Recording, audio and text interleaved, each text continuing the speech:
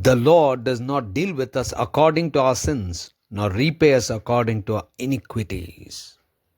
Sunday, 11th of January 2026. For a meditation this morning, I have chosen from Paul's second letter to Corinthians, chapter 4, verse 7.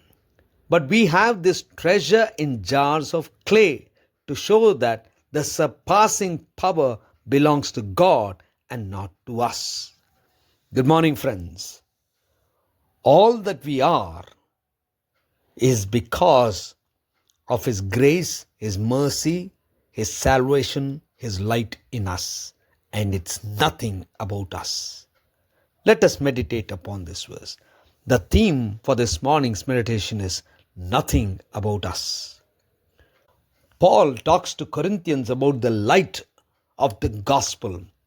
He talks about how Jesus and His light shattered the darkness in all the people on earth.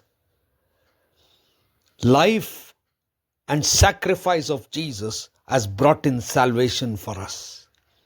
And all that we are supposed to do is carry this surpassing power which belongs to God in us.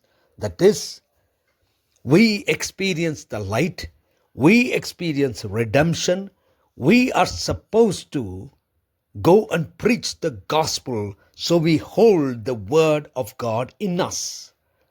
We are just like the jars of clay, but we carry treasures in them, treasures of surpassing power that belongs to God. Friends, we have been chosen by God. God loved us first. Even while we are sinners, He has loved us and given us His life. God has poured His grace into our lives and chosen us to go and preach the gospel. We can never become the power centers ourselves. We can never become the reason for redemption ourselves. We are like the jars of clay which hold this gospel, the truth, the light, the word of Jesus Christ, which transforms anyone and everyone. It is nothing about us, for we are to be used as instruments which carry this gospel. And all the glory and honor has to be to the power of the word, power of Jesus, for the power of light and truth. And it's not about us. All that we are to do is to carry that and help people understand.